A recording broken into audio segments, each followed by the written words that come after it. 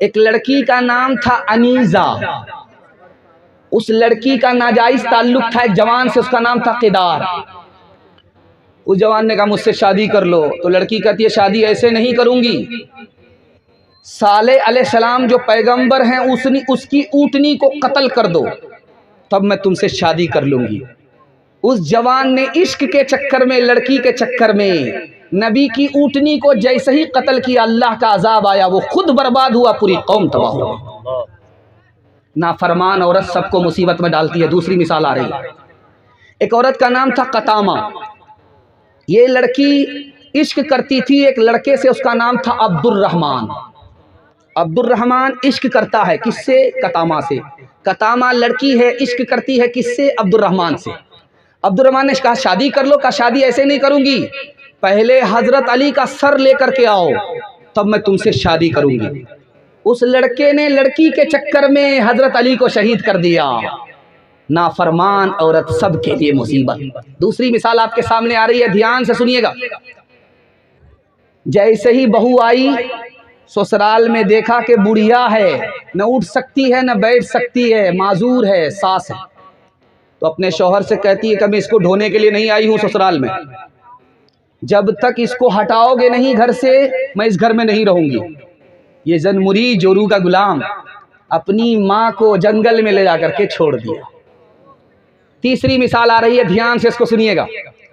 बीवी आई, मैके से ससुराल आई, शौहर से कहती कान लाओ, मैं राज की बात करना चाहती हूँ। तो शौहर ने कान बढ़ाया, क्या कहना चाहती है? कहा देखो मैं तुम्हारी खातिर माँ को छोड़ करके आ रही हूँ, मैं तुम्हारी खातिर बाप को छोड़ करके आ रही हूँ, तुम मेरी खातिर अपनी माँ को छोड़ दो। ये जोरू का गुलाम अपनी माँ को अपने घर से निकाला, किराए के मकान में डाल दिया। तीसरी मिसाल आ रही है, ध्यान से सुनिएगा। पैगंबर की बीवी है, उस पैगंबर का नाम है शमून अलैहिस्सलाम। उनकी बीवी को बादशाह ने लालच दिया, तुम अपने शौहर को मेरे हवाले कर दो, मैं तुमसे शादी कर लूंगा। बादशाह ने कहा। ये औरत लालच में आ गई, पैसे के लालच में आ गई, जेवर के लालच में आ गई, अपने शौहर को सर के बाल से बांध दिया, दुश्मन के हवाले कर दिया, दुश्मन ने कत्ल कर दिया। माल के चक्कर में, जेवर के चक्कर में अपने शौहर ही को दुश्मन के हवाले कर दिया। आखिरी मिसाल पर पैगाम खत्म कर रहा हूं। नाफरमान औरत सबके लिए मुसीबत। दो भाई में बहुत ज्यादा दोस्ती थी, एक गरीब था, दूसरा अमीर था, एक बादशाह था, दूसरा गुलाम था। दो आदमी में दोस्ती थी। बादशाह का बाप ने कहा कि जो इस दोस्ती को तोड़वा देगा उसको इनाम मिलेगा। एक लड़की खड़ी हुई कि मैं इसकी दोस्ती खत्म करा दूंगा। दोनों दोस्त गुजर रहे थे रास्ते से, वो औरत लकड़ी का गट्ठर लेकर के बैठ गई। उसने आवाज दिया बादशाह को कि मेरा गट्ठर बहुत भारी है, कोई खड़ा उठा दे, सर पर रख दे।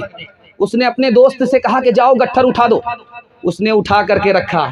लड़की ने उसके दोस्त को बुला करके कहा कान में मैं तुमसे कुछ बात करना चाहती हूँ। उसने सिर्फ होंठ हिलाए, जबान से कुछ नहीं कहा। उसके बाद चली गई, मुस्कुरा दिया। तो ये बादशाह पूछता है कि उस औरत ने तुम्हें कान में क्या कहा? कुछ नहीं कहा, वो पागल औरत है। कहा तुम मुझसे जरूर कुछ छुपा रहे हो। दोनों की दोस्ती 1 मिनट में खत्म हो गई। बरसहा बरस की दोस्ती एक औरत के चाल में फना के घाट उतर गई। नाफरमान औरत सबके लिए मुसीबत। सिर्फ निकाह करेंगे, नाफरमान औरत से कोई मतलब नहीं होगा। बिल्कुल सही जा रहा, हाथ उठा दीजिए इंशाअल्लाह। नई तहजीब को घर ला के रखा, नई तहजीब को घर ला के रखा, मुरीदे ज़न हुए से के बागी बन गए माँ के। किसने मर्दों को घटाया और जनाना कर दिया, किसने लड़की को बढ़ाया और लड़का कर दिया। मर्द का सब दबदबा और रोब अब जाता रहा, मर्द का सब दबदबा और रोब अब जाता रहा, मर्द का सब दबदबा और रोब अब जाता रहा, किस कदर फैशन ने इनका हाल पतला कर दिया, किस कदर फैशन ने इनका हाल पतला कर दिया। अब दिखाने के लिए जा रहा हूँ पढ़ी लिखी नेक औरत कितना बड़ा किरदार अदा करती है, टूटे फूटे घर को जन्नत बना देती है। ध्यान से सुनिएगा, नेक औरत जब घर में आती है तो सबको मुसीबत से निकाल लेती है। घर में जो भी मुसीबत हो सबसे अपने घर वाले को निकाल लेती है। ध्यान से सुनिएगा, लड़की आई, मैके से ससुराल आई, शौहर को बिठाया, कहा देखो अपने भाई से मेल मोहब्बत से रहो, लड़ाई झगड़ा मत करो। तो शौहर ने कहा तुम मुझसे मतलब रखो, मेरी बीवी हो, मेरे भाई से मतलब मत रखो, मैं किससे लड़ाई करता हूँ किससे लड़ाई नहीं करता। तो उस औरत ने समझाया अपने शौहर को, इसमें मेरा ही फायदा है, मेरा ही नुकसान है। तुम अपने भाई से मिल करके रहोगे तो हमारी औलाद भी मिल करके रहेगी, तुम अपने भाई से लड़ाई रखोगे तो हमारी औलाद भी आपस में लड़ेगी, एक साथ मोहब्बत से नहीं रहेगी। दूसरी मिसाल है, ध्यान से सुनिएगा। एक गांव का नाम था दाहिस, एक गांव का नाम था गबरा। दो गांव में लड़ाई चल रही थी 40 साल से। उस गांव का लड़का ने इस गांव की लड़की से शादी कर लिया। उस लड़की ने कहा कि मेरी रुखसती उसी शर्त पर होगी जब तक ये लड़ाई खत्म ना हो जाए। अब लड़का फंस गया, यार ये 40 साल से लड़ाई चल रही है तो खत्म नहीं हो रही है, अब क्या खत्म होगी, मैं बूढ़ा हो जाऊंगा, मेरी रुखसती नहीं होगी। 3000 ऊंट लेकर के दूसरे गांव वाले के पास गया, हाथ जोड़ करके कहा आप लोग लड़ाई खत्म कर दीजिए वरना मैं बूढ़ा हो जाऊंगा, मेरी बीवी ससुराल नहीं आएगी। 3000 ऊंट दे करके लड़ाई खत्म हो गई। उस लड़की की चालाकी में, होशियारी ने एक दिन में 40 साल की लड़ाई बंद करा दी। तीसरी मिसाल आ रही है, ध्यान से इसको सुनिएगा। हातिम असम एक बहुत बड़े बुजुर्ग गुजरे हैं, वो सफर पे जा रहे थे तो 4 महीने के लिए जमात वाले भी निकलते हैं, उसी तरह वो भी बाहर निकल लेते।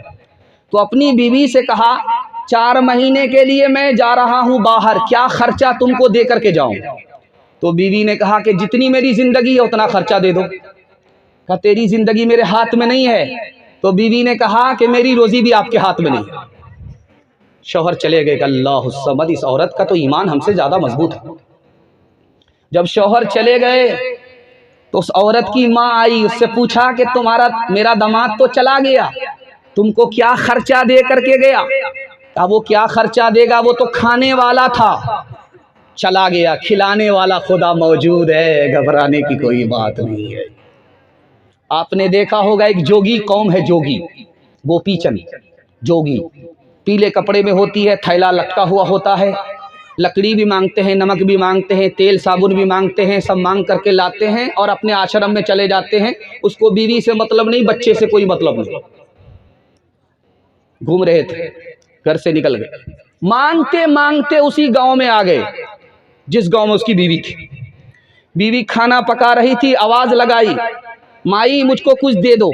बीवी बाहर निकल करके आई, देखा ये तो मेरा शौहर है, ये तो जोगी बन गया। बीवी बाल बच्चे सबको छोड़ दिया, चूंकि बीवी भी दुनिया है, बच्चा भी दुनिया है, दुनिया ही को छोड़ दिया। तो बीवी ने कहा कि तुम मेरे शौहर हो, तुम्हें याद है? कहा हाँ याद है। कहा मुझको क्यों छोड़ दिया? कहा तुम दुनिया हो इसलिए तुमको हमने छोड़ दिया। कहा कि एक काम कर देते हैं, तुम्हारा रोटी पका देते हैं। कहा रोटी पकाना, मगर मैं तुम्हारे आटे से रोटी नहीं खाऊंगा। थैले से उसने रोटी निकाली, लकड़ी निकाल करके दिया, हांडी निकाल करके दिया और सब कुछ निकाल करके दिया कि सामान मेरा होगा, रोटी तुम पकाओगे। बीवी ने मुंह पर तमाचा खींच करके मारा, सारी दुनिया को थैले में लेकर के ढो रहा है, सिर्फ बीवी को दुनिया समझ करके अकेला छोड़ करके रखा। एक मिसाल पर पैगाम खत्म कर रहा हूं, सुनने के लिए आप लोग तैयार हैं? दोनों हाथ उठाइए, इंशाअल्लाह। जो ज्यादा पैसा वाला होगा उसी की बेटी से अपने बेटे का निकाह करेगा, हाथ उठाइए इंशाअल्लाह। ये देखिए, जलसा में औरत आई बयान सुनने के लिए, दस्तारबंदी का जलसा चल रहा था, तो सबके सर पर बड़ी बड़ी दस्तार बांधी गई, बड़ी बड़ी दस्तार बांधी गई। वो औरत जो देख रही थी, स्क्रीन पर देख रही थी, प्रोजेक्टर पर देख रही थी, उसके दिल में शौक हुआ, काश के मेरा बेटा भी हाफिज होता। बेटा था ही नहीं। काश के मेरा बाप हाफिज होता, बाप मर गया था। काश के मेरा भाई हाफिज होता, भाई था ही नहीं। एक शौहर बचा हुआ था, तो शौहर से आकर के कहा कि तुम हाफिज हो जाओ। तो शौहर ने कहा कि बूढ़ा तोता क्या सीखेगा, बचपन में तो सीखा नहीं, 55 में क्या सीखूंगा, मेरे बाप से नहीं होगा। कहा तुमसे 2 मिनट में हो जाएगा। हिफ्ज करना बिल्कुल आसान है, हाफिज बनना बिल्कुल आसान है। मैं करा लूंगी तुम्हें हाफिज, बना लूंगी मैं तुम्हें हाफिज, बिल्कुल आसान है। तुम हिम्मत करो, का मेरे बाप से भी नहीं होगा। मैं बूढ़ा हो चुका हूं, मैं धरती का बोझ हूं, कुरान का इतना बड़ा बोझ नहीं उठा सकता। कहा कि बिल्कुल आसान है, अगर तुम हाफिज बनोगे मैं तुम्हें इनाम दूंगी। अब शौहर के कान खड़े हुए कि मेरी बीवी मुझको क्या इनाम देगी। कहा तुम शादी कर लोगे तो तुम्हारी दूसरी शादी की मैं इजाजत दे दूंगी। अब क्या था, रात दिन एक करके 6 महीने में हाफिज कुरान हो गए। वो माए पैदा करती थी नमाजी, धनी तलवार के मैदान के गाजी। वो माए पैदा करती थी नमाजी, धनी तलवार के मैदान के गाजी। वो माए जब के लेती थी बलाएं, तो यूं बेटे को करती थी दुआएं। इबादत में कटे बेटा जवानी, शहादत में खत्म हो जिंदगानी। मेरे मासूम फरिश्ते तू अभी क्या जाने, तुझको किस किस के गुनाहों की सजा मिलनी है।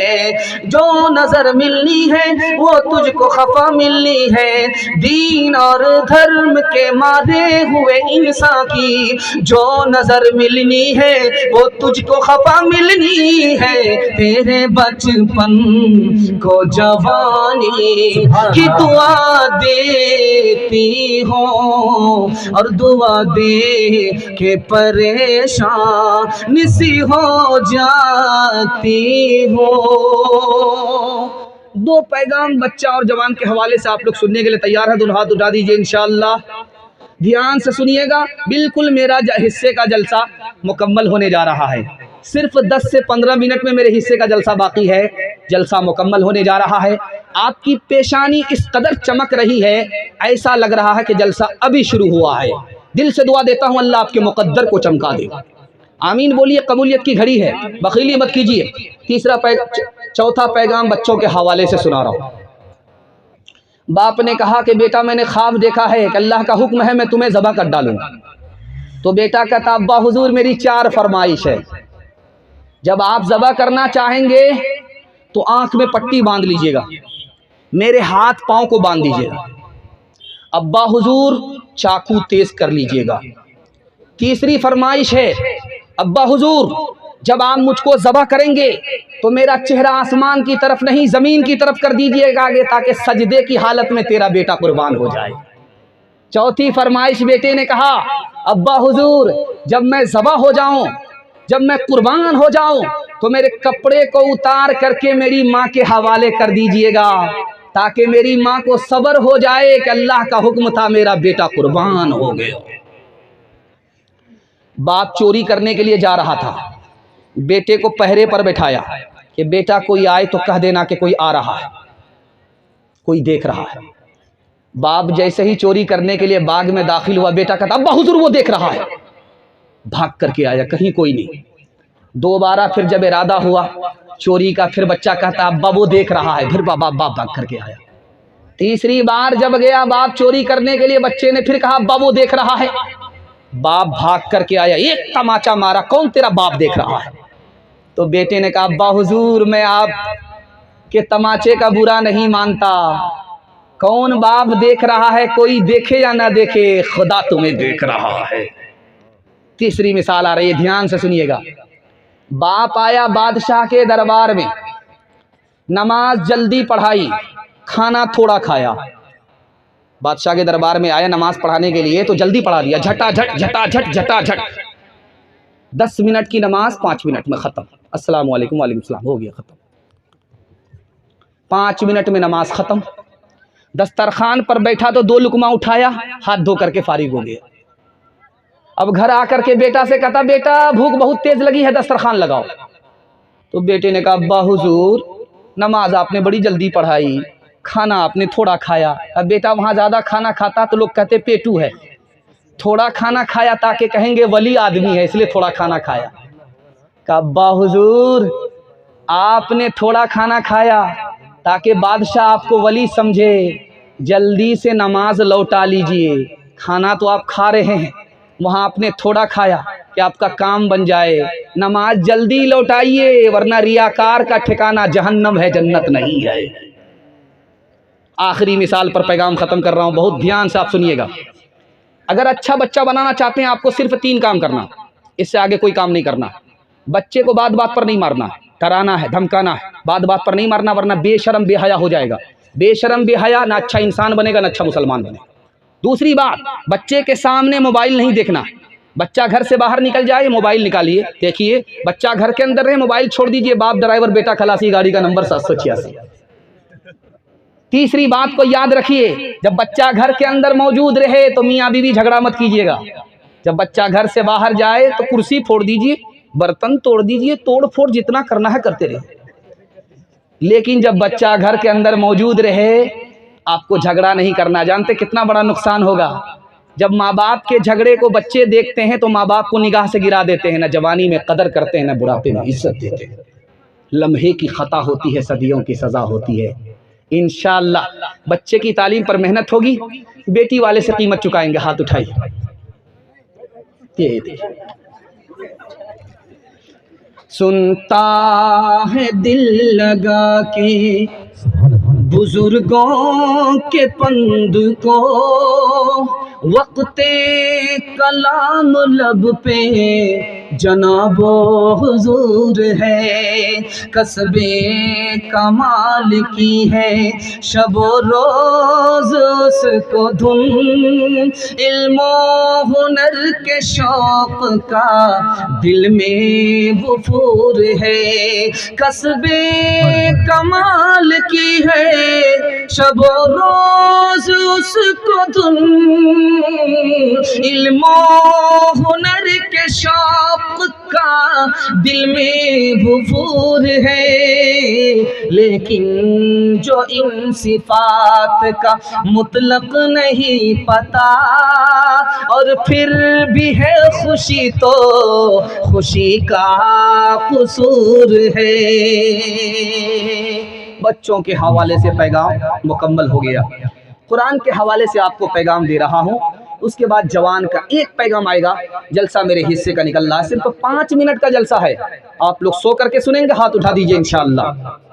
इसमें भी जरूर कोई ना कोई हाथ उठाएंगे। ये देखिए,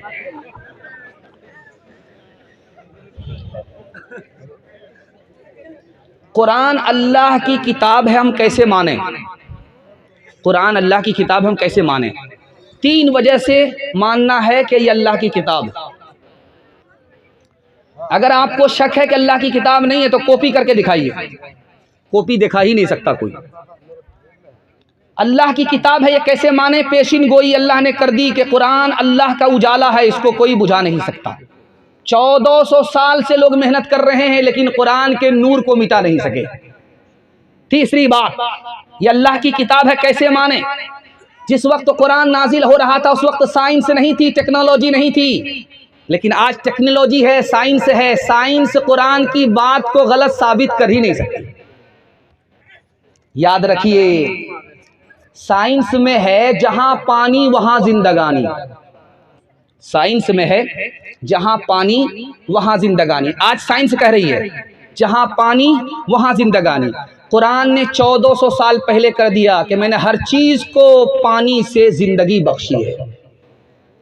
आज साइंस कह रही है कि सूरज और चांद में जो रिश्ता है माँ बेटे का, जैसे माँ और बेटे का रिश्ता होता है, माँ दूध पिलाती है, बेटा दूध पीता है, उसी तरह चांद और सूरज का रिश्ता है। सूरज माँ है, उससे रोशनी मिलती है चांद को, चांद बेटा है।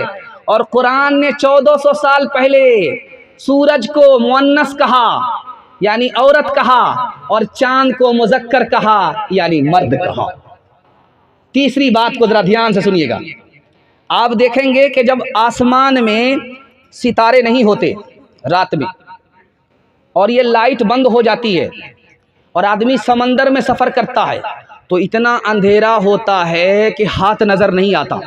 ये साइंस ने कहा और कुरान ने कहा, जिसके दिल में इस्लाम का नूर नहीं होता, ईमान की रोशनी नहीं होती, उसके दिल में इतना अंधेरा होता है कि समंदर में जैसे हाथ नज़र नहीं आता, इसको सही और गलत मालूम नहीं होती, तमीज़ ख़त्म हो जाती।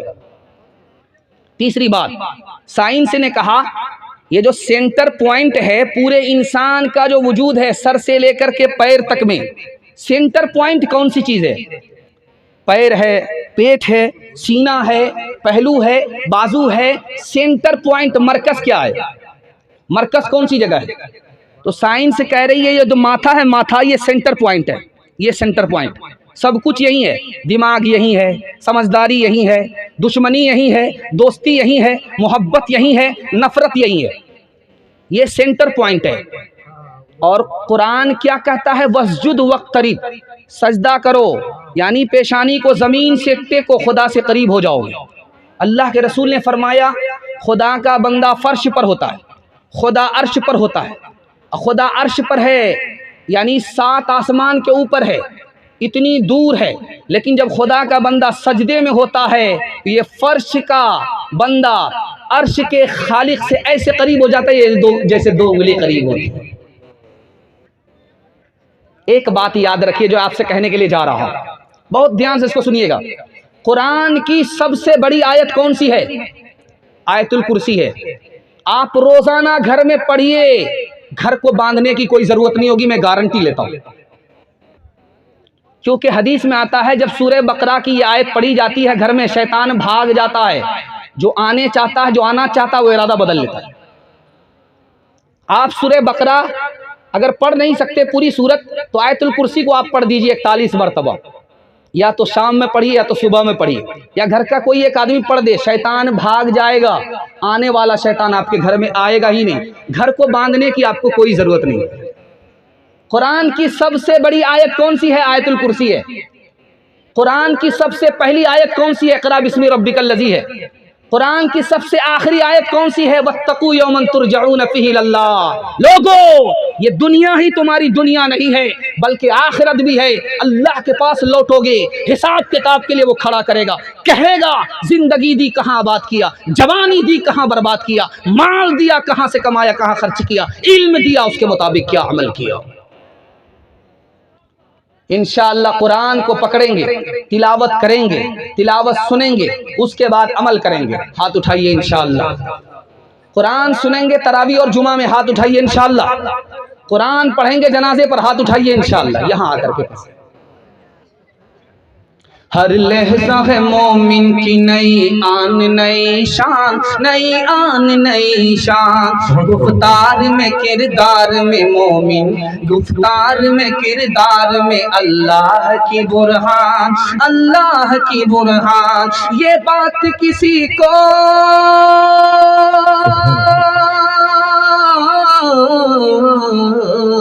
ये बात किसी को नहीं मालूम के मोमिन कारी नजर आता है, हकीकत में है कुरान, हकीकत में है कुरान।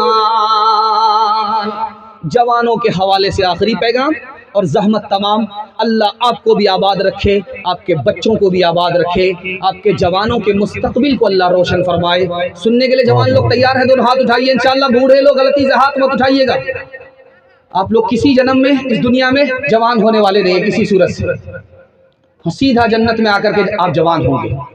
दिखाने के लिए जा रहा हूं जवान कितना कीमती होता है, जैसे शेर, लेकिन शेर का बच्चा बकरी के रेवड़ में चला गया, वो अपने को बकरी समझ रहा है। जवान को अपनी कद्र कीमत मालूम ही नहीं है। शेर का बच्चा बकरी के रेवड़ में चला जाए, वो अपने को बकरी समझता है। उसी तरह ये जवान अपने को सिर्फ जवान समझ रहा है। खुदा की कितनी बड़ी नेमत जवानी है, इसको इसकी कदर ही नहीं। दूसरी बात याद रखिए, हमारे जवानों का हाल क्या है, इनको उस्मान और अली मालूम नहीं। ये क्या दीनदार बनेंगे।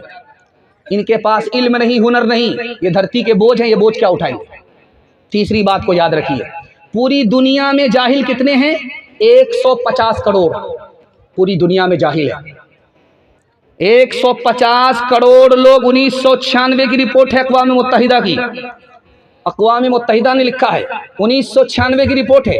पूरी दुनिया में कितने लोग जाहिल हैं? 150 करोड़। और सबसे ज्यादा जाहिल मुल्क कौन सा मुल्क है? हिंदुस्तान है। 40% लोग इस मुल्क में जाहिल हैं। और नया सर्वे, नई रिपोर्ट के मुताबिक 62% मर्द जाहिल हैं, 72% औरत जाहिल है।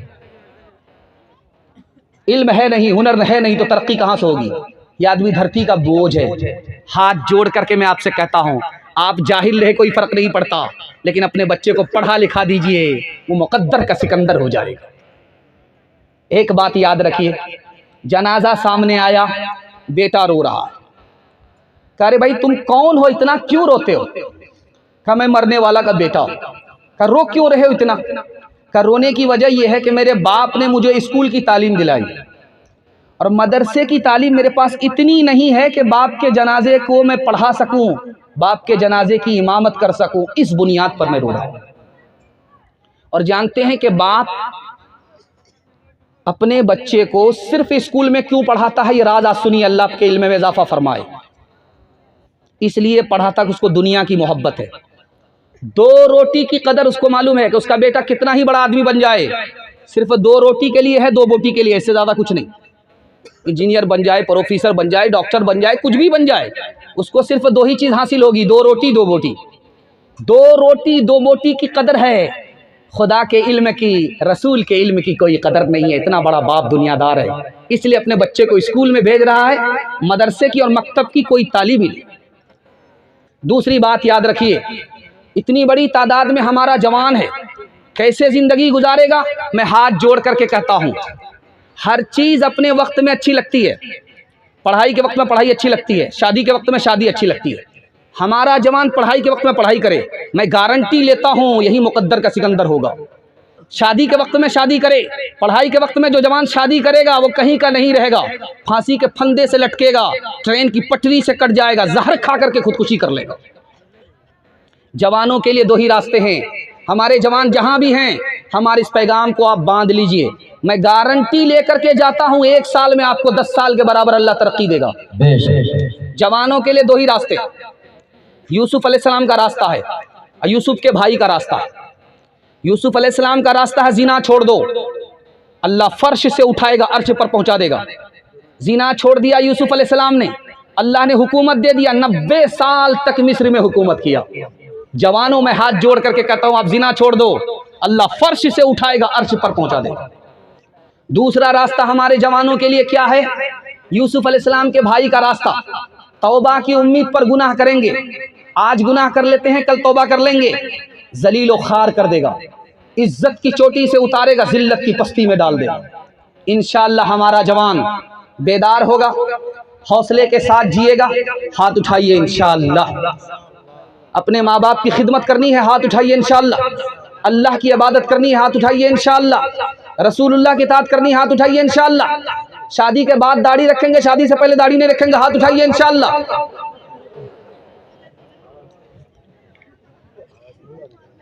हालात के कदमों में कलंदर नहीं गिरता, टूटे जो सितारे तो ज़मीं पर नहीं गिरता। हालात के कदमों में कलंदर नहीं गिरता, टूटे जो सितारे तो ज़मीं पर नहीं गिरता। हालात के कदमों में कलंदर नहीं गिरता, टूटे जो सितारे तो ज़मीं पर नहीं गिरता। गिरते हैं बड़े शौक से समंदर में दरिया, लेकिन किसी दरिया में समंदर नहीं गिरता। जवानों को जरा परवाह नहीं बेतदाली की, बुढ़ापे में नतीजे से कि ये नादान देखेंगे। तेरी दीवानगी पर तरस आता है मुझे अकबर, कोई दिन वो भी होगा हम तुझे इंसान देखेंगे, कोई दिन वो भी होगा हम तुझे इंसान देखेंगे। बस मेरा पैगाम मुकम्मल हो गया। आपसे आखिर में एक वादा लेना चाहता हूँ। वादा ये है, कुछ है क्या दिखाइए। ये काली और गोरी के चक्कर में बूढ़े लोग भी पड़े हुए हैं, अल्लाह हिफाजत फरमाए। खैर ये लतीफ़ा था, आप लोग इसको हकीकत मत समझिएगा। इन्होंने किसी जवान ने इनके हाथ में ये पर्ची थमा दिया है। खैर ध्यान से सुनिएगा, जल्दी से एक फरमाइश को मुकम्मल करके मैं जलसा को मुकम्मल करने के लिए जा रहा हूँ। हारून रशीद के दरबार में दो लड़की आई, एक काली थी एक गोरी थी। काली ने कहा कि बादशाह सलामत मुझको नौकरी दे दो, मैं सीरत वाली हूँ। गोरी ने कहा बादशाह सलामत मुझको नौकरी दे दो, मैं सूरत वाली हूँ। बादशाह ने सोचा कि दोनों को बेवकूफ़ बना देते हैं। तो बादशाह ने कहा कि मेरे पास एक ही नौकरी है, किसी को नौकरी मिलेगी उसका दिल खुश हो जाएगा, किसी को नौकरी नहीं मिलेगी उसका दिल टूट जाएगा, इसलिए मैं दोनों को नौकरी नहीं दे सकता। तो बादशाह मंतिक से निकलना चाहता था, दोनों लड़की ने फलसफे से फंसा लिया। काली ने कहा बादशाह सलामत मैं अगर साबित कर दूं तो मुझको नौकरी दे देना, अगर गोरी साबित कर दे वो काली से बेहतर है उसको नौकरी दे देना। तो बादशाह ने कहा हाँ ये समझ में आता है, चलो ठीक है। तो गोरी ने कहा मोती सफेद है, कीमत है उसकी लाखों, और कोयला है काला, पैसों में ढेर पाले। अल्लाह के नेक बंदों का मुंह सफेद होगा, और जो दोज़खी होंगे मुंह उनके होंगे काले। लड़की ने कहा कि मोती कोयला से बेहतर है, उसी तरह मैं गोरी हूँ काली से बेहतर हूँ। जन्नती दोज़खी से बेहतर है, उसी तरह मैं गोरी हूँ काली से बेहतर हूँ। तो काली ने कहा कि बादशाह सलामत आपने एक तरफ से बयान सुन लिया, दूसरा बयान भी सुन लीजिए, इससे पहले मुकदमे का फैसला मत कीजिए। उसने कहा है मुश्क नाफकाली, कीमत में बेशगाली, रुई सफेद है, पैसों में ढेर पाली। आँखों की पुतली काली है, नूर का ये चश्मा, और आँख की सफेदी है नूर से वो खाली। सुभान अल्लाह। बादशाह सलामत कस्तूरी को देखिए रुई से बढ़ करके, उसी तरह मैं काली हूँ गोरी से बढ़कर। आँख की पुतली है, काली होती है, उसी में नूर होता है, बाकी आँख से वो बेहतर है, उसी तरह मैं गोरी से बेहतर हूँ, मुझको कबूल कर लो। बादशाह सर पकड़ लिया कि क्या हो रहा है। वजीर से पूछा कि क्या हो रहा है। कहा हुजूर औरतों का आपस में झगड़ा चल रहा है। तो कहा क्या करना चाहिए। कहा झगड़ा आप ही ने खड़ा किया है, थोड़ा सब्र कर लीजिए। तो गोरी लड़की ने सोचा मैं खामोश रहूंगी मुकदमा हार जाऊंगा। उसने कहा कागज सफेद है कुरान पाक वाले, कुरान के कागज को जिस तरह फजीलत है उसी तरह काली पर मुझे फजीलत है। तो झट से काली ने कहा और उन पे जो लिखे हैं कुरान के हर्फ काले। फैसला नहीं हुआ। गोरी ने फिर एक मिसरा दाग करके मुकदमा जीतने की कोशिश किया है। मीलाद का जो दिन है रोशन वो बिल यकीन है। उसने कहना चाहा कि नबी रात में नहीं आए, रात काली होती है, नबी दिन में आए, दिन में उजाला होता है, उसी तरह मुझको फजीलत है। तो काली ने कहा मेराज की जो शब है काली है या नहीं है। बादशाह ने कहा अब क्या हो रहा। कहा हुजूर पहले झगड़ा चल रहा था, अब यहाँ से रगड़ा चल रहा है। कहा क्या करें। कहा ऊँट को जरा देखिए किस करवट पर बैठता है। तो गोरी ने बड़े प्यार से बादशाह को खिताब किया है, इंसाफ कीजिएगा कुछ सोचिएगा प्यारे, सूरज सफेद रोशन तारे सफेद सारे। बादशाह सलामत आसमान को सर उठा करके देखिए, सूरज भी गोरा है, चांद भी गोरा है, तारे भी गोरे, उसी तरह मैं गोरी हूँ, मुझको फजीलत है।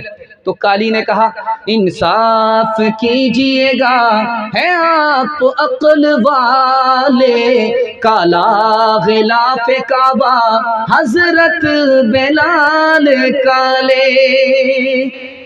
बादशाह वजीर से कहा क्या करना चाहिए? कहा हुजूर अब क्या करना है, जल्दी से दोनों को नौकरी दे दीजिए वरना क़यामत की सुबह तक मुशायरा जारी रहेगा। हुस्ने सूरत चंद रोजा, हुस्ने सीरत मुस्तकिल, हुस्ने सूरत चंद रोजा, हुस्ने सीरत मुस्तकिल, हुस्ने सूरत चंद रोजा, हुस्ने सीरत मुस्तकिल, इससे खुश होती है आँखें, उससे खुश होता है दिल, इससे खुश होती है आँखें, उससे खुश होता है दिल।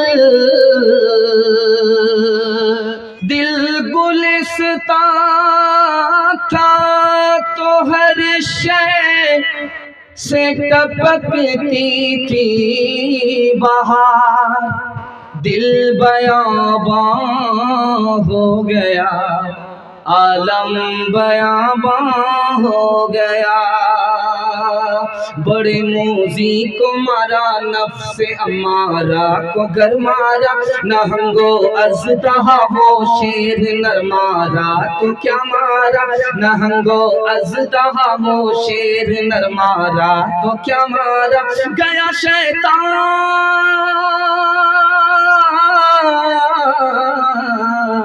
गया शैतान मारा एक सजदे के न करने में, अगर लाखों बरस सजदे में सर मारा तो क्या मारा, अगर लाखों बरस सजदे में सर मारा तो क्या मारा।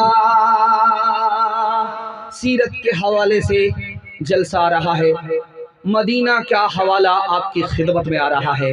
इंशाअल्लाह सब काम पहले होगा, हज और उम्रा बाद में करेंगे। हाथ उठाइए इंशाअल्लाह। ये देखिए हम जनाजा ही पढ़ने वाले हैं आपका 7 खून तो माफ है, उसके बाद माफी नहीं है। ध्यान से सुनिएगा, जल्दी से निकल जाएगा। पहला पैगाम आपकी खिदमत में आ रहा है मदीने के हवाले से। अल्लाह ने आंख दिया है, इंतकाल से पहले इस आंख से मदीना देख लीजिए, नबी की शफात मिलेगी। ध्यान से सुनिएगा, जल्दी से निकल जाएगा। पहला पैगाम, खूबसूरत पैगाम आपकी खिदमत में आ रहा है। हाजी गए हिंदुस्तान से, उस हाजी का नाम था नानोतवी, गए हज करने के लिए। जूता हटा दिया पैर से, नंगे चल रहे। लोगों ने कहा कि हुजूर आपने जूता नहीं पहना, जमीन गर्म है, पथरीली जमीन है, आंवला पड़ जाएगा, पैर में फोका हो जाएगा, आंवला हो जाएगा, फोका हो जाएगा, जूता पहनिए। तो क्या कहते हैं, जूता इसलिए नहीं पहनता, क्या पता जूता वहीं पड़ जाए जहां आज से 1400 साल पहले नबी का कदम पड़ा था। दूसरी मिसाल आ रही है, ध्यान से सुनिएगा। मदीने से हाजी जब आते हैं तो तस्बीह देते हैं अपने रिश्तेदार को, तस्बीह देते हैं, मुसल्ला देते हैं। मुसल्ला में लिखा हुआ रहता है मेड इन चाइना, तस्बीह में लिखा रहता है मेड इन चाइना। मतलब क्या हुआ, ये जो तस्बीह आप मदीना से ला करके दे रहे हो ये चाइना का बनी हुई है। ये मुसल्ला जो आप दे रहे हो ये चाइना का बना हुआ है। आप कैसे कहते हो मदीने का? हजरत रशीद अहमद गंगोही रहमतुल्लाह अलैह ने कहा, लोगो तस्बीह मदीने से आ रही है, मुसल्ला मदीने से आ रहा है, उसमें चाइना लिखा हुआ है, फिर भी उसको चूम लो। वो ठीक है चाइना का बना हुआ है, लेकिन मदीने की हवा लगी नहीं। तीसरी मिसाल आपकी खिदमत में आ रही है, बहुत ध्यान से सुनिएगा। एक बहुत बड़े आलिम थे, दुआ कीजिए अल्लाह उनकी कब्र को नूर से भर दे, खलील अहमद सहारनपुरी। वो कहते मैंने अल्लाह से 3 दुआएं मांगी, 2 दुआ कबूल हो गई, 1 दुआ कबूल नहीं हुई है। अरब में मुसलमानों की हुकूमत हो, ये दुआ कबूल हो गई। हदीस की किताब मेरी मुकम्मल हो जाए, ये दुआ कबूल हो गई। एक दुआ मेरी बाकी रह गई है, ए अल्लाह मैं तो पैदा हुआ हिंदुस्तान में, जन्नतुल बकी में दफन होना मुकद्दर कर दे। ये दुआ मेरी बाकी है। आखिरी मिसाल है, पैगाम को खत्म कर रहा हूं, बहुत ध्यान से सुनिएगा। शेखुल हदीस मौलाना ज़करिया रहमतुल्लाह अलैह जिनकी किताब आप पढ़ते हैं, वो कितने बड़े आशिक रसूल थे, उनके हवाले से मैं सुनाने के लिए जा रहा हूं, ध्यान से इसको सुनिएगा। मदीना गए तो जमीन पर बैठते थे, चटाई पर नहीं बैठते। खादिम ने कहा हुजूर चटाई बिछा देते हैं, जमीन पर बैठते हैं। इतने बड़े मुहद्दिस, इतने बड़े इमाम, इतने बड़े मुहद्दिस, इतने बड़े आलिम, आप जमीन पर बैठेंगे, अच्छा नहीं लगता, चटाई बिछा देता। तो क्या कहते, मैं मदीने का कुत्ता हूं, जमीन पर ही बैठना मुनासिब है, चटाई पर बैठना मुनासिब नहीं है। एक मिसाल सुनिए, बहुत ध्यान से इसको सुनिएगा। अल्लाह आपके इल्म में इजाफा फरमाए, मेरे मुताला को ताज़ा फरमाए। सो करके सुनेंगे, हाथ उठा दिए इंशाअल्लाह। जरा ध्यान से रखिएगा। हमारे नबी मदीना से हिंदुस्तान आते हैं, हमारा जलसा हो रहा है, हमारे नबी मदीना से हिंदुस्तान आते हैं, नहीं आते। क्यों? नबी की शान बड़ी है, उनके वास्ते फरिश्ते घूमते रहते, फरिश्ते घूमते रहते। जहां नबी का उम्मती दरूद पढ़ता है, फरिश्ते ले जाकर के मदीना पहुंचा देते हैं। हमारे नबी की शान बड़ी है, वो आते नहीं हैं, बल्कि उनके लिए फरिश्ते घूम रहे हैं। जहां नबी का उम्मती दरूद पढ़ता है, फरिश्ते उसको मदीना पहुंचा देते हैं। इंशाअल्लाह कुएं के पास नहीं, कुएं को खुद बुलाएंगे। हाथ उठाइए। हाँ, जन्नते बकी में मेरी भी हो जगह, इसकी बहुत तड़प है मुझ जैसे गुलाम को। कितनी बड़ी हवस है जो उमर के दिल में थी, हो जाए गर नसीब गुलामी गुलाम को। शौक़ो नियाज़ो इज़ के, शौक़ो नियाज़ो इज़ के, सांचे में ढल के आ, सांचे में ढल के आ। वो कूचे हबीब है, पलकों पे चल के आ, पलकों पे चल के आ। उम्मत के औलिया भी अदब से है दम प खुद, वो बारगाह सरवरे दी है संभल के आ। सोज़ो तपिश सखुन में अगर चाहता है तो, इश्क़ नबी की आग में ताइब पिघल के आ, ताइब पिघल के आ। दूसरा पैगाम आ रहा है, बहुत ध्यान से आप लोग सुन रहे हैं। आप बाईपास भी जा रहे हैं, लगता है कि बस्ती के आप दामाद हैं। आप 100 बार भी गलती करेंगे तो आपकी गलती माफ है। ध्यान से सुनिएगा, तीसरा पैगाम आपकी खिदमत में आ रहा है, बड़ा खूबसूरत है, सीरत के हवाले से है। इंशाअल्लाह सुनेंगे, अमल करेंगे, सुन्नत को, इताअत को दांत से पकड़ेंगे। हाथ उठा दीजिए इंशाअल्लाह। बिल्कुल सही जा रहा, घबराइए मत। मैं आपके सामने होता, आप मेरी जगह होते तो मैं भी फंस जाता, घबराने की बात नहीं। दायां बायां चलेगा, लेकिन ज़्यादा गलती मत कीजिएगा। ध्यान से सुनिएगा, दूसरा पैगाम आपकी खिदमत में आ रहा है। अल्लाह के रसूल ने कहा, मेरे उम्मती हो, मेरी सुन्नत को पकड़ लो। अगर मेरी सुन्नत को छोड़ दोगे तो मेरे उम्मती नहीं रहोगे, मैं तुम्हारा नबी नहीं रहूंगा। मेरे उम्मती हो तो मेरी सुन्नत को पकड़ो, वरना यहूदी और ईसाई बन जाओगे। मेरे उम्मती हो तो मेरी सुन्नत को पकड़ो, वरना अपनी माँ से जिना करोगे जैसे यहूदी और ईसाई अपनी माँ से जिना करते हैं। इमाम औज़ाई रहमतुल्लाह अलैह फरमाते हैं, हमारा मुर्दा दफन होता है, चेहरा किधर होता है? किबले की तरफ होता है, लेकिन खोल करके कब्र को देखा गया, 80% मुर्दों का चेहरा किबले की तरफ नहीं था। इमाम औज़ाई रहमतुल्लाह अलैह ने फरमाया, जिंदगी भर इन लोगों ने नबी की सुन्नत से मुंह मोड़ा, अल्लाह ने मरने के बाद किबले से मुंह मोड़ दिया। एक बात याद रखिए, जो आदमी सुन्नत को पकड़ता उसका वाजिब नहीं छूटता। जो आदमी सुन्नत को पकड़ता उसका फर्ज नहीं छूटता। जैसे ही किसी ने सुन्नत छोड़ी उसका वाजिब भी छूटेगा, फर्ज भी छूटेगा। जब सब कुछ छूट जाएगा तो क्या उसको मिलेगा, क्या वो खोएगा? अल्लाह अपनी पहचान से उसको महरूम कर देगा। एक बात याद रखिए, आप यहाँ जलसा सुनने के लिए आए, ये जलसा कबूल होगा अगर सुन्नत के मुताबिक है ये जलसा, तब तो कबूल होगा। आप अल्लाह की रजा के लिए आए हैं तब तो ये जलसा कबूल होगा। अल्लाह ने आपको तौफीक दिया, यहाँ से पैगाम मिला, उस पर आपने अमल किया, तब तो ये जलसा कबूल होगा। सुन्नत के मुताबिक अगर कोई नेकी आपकी नहीं है, जिंदगी भर 60 साल आप नेकी करते रहेंगे, कोई नेकी कबूल नहीं होगी। ये सुन्नत को हम पकड़े हुए, उसकी मिसाल कश्ती की तरह है। जो कश्ती में होगा वही नजात पाएगा, जो कश्ती से बाहर होगा वो हलाक हो जाएगा, जो सुन्नत से बाहर जाएगा वो हलाक हो जाएगा। आखिरी बात बता रहा हूं, इसको बहुत ध्यान से सुनिएगा। नबी की सुन्नत को पकड़िए, हाथ से भी दांत से भी नबी की सुन्नत को हर मौके पर जिंदा कीजिए। अगर जिंदा नहीं करेंगे, हाथ से छोड़ेंगे, दांत से छोड़ेंगे, अल्लाह के नबी की शफाअत से क़यामत में अल्लाह महरूम कर देगा। शफाअत से मतलब होगी, सुन्नत और इताअत से मतलब नहीं। हाथ उठाइए इंशाअल्लाह। ये देखिए कहाँ है ये लोग।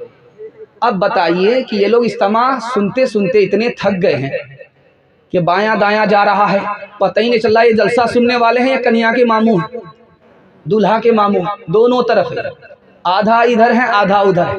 अभी एक साहब ने मुझे कहा था कि देखिए आप जब आइएगा जलसा में तो एक मिसरा जरूर पढ़िएगा, कनकट्टा वाला मिसरा पढ़िएगा। तो जलसा चल रहा था, एक शायर आया शेर पढ़ने के लिए, उसने एक मिसरा पढ़ा। महफिले मिलाद में सब आ रहे हैं फूल फूल, महफिले मिलाद में सब आ रहे हैं फूल फूल, आ रहे हैं फूल फूल। इधर से पैसा, उधर से पैसा, इधर से पैसा, उधर से पैसा, पैसे की बारिश, पैसे पर दिमाग चला गया, मिसरा भूल गया। एक ही मिसरा रगड़ रहा है, इसलिए एक ही मिसरा घिस रहा है। अब जाहिर सी बात है मस्कुरी का आदमी समझ गया कि जरूर दाल में काला है, पूरी दाल काली मालूम हो रही। एक आदमी खिसिया करके खड़ा हुआ, शायर साहब आप मिसरा भूल गए या मैं जाकर के जोड़ा लगा दूं? तो सोचा कहाँ से कबाब में हड्डी बन गया, कितनी बढ़िया कमाई पर कमाई हो रही। खिसियानी बिल्ली खंबा नोचे, खिसिया करके कहा मैं तो मिसरा भूल गया हूँ, आप ही आकर के जोड़ा लगा दीजिए। ये समझ रहा था कि वो शायर नहीं होगा, वो शायर का बाप था। सुनते ही स्टेज पर आ गया, आप अपना मिसरा पढ़िए मैं जोड़ा लगाता हूँ।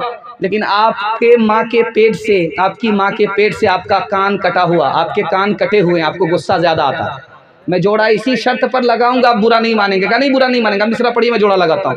महफिले मिलाद में सब आ रहे हैं फूल फूल। अब उसने आकर के जोड़ा लगाया। कान काटे हैं खुदा ने, नाक काटेंगे रसूल, नाक काटेंगे रसूल। कान काटे हैं खुदा ने, नाक काटेंगे रसूल, नाक काटेंगे रसूल। मुहर्रम में मातम, जनवरी में जश्न होगा, हाथ उठा दीजिए, बिल्कुल सही जा रहा है। ये देखिए नाक कटाने वाले। जो तफरीक जो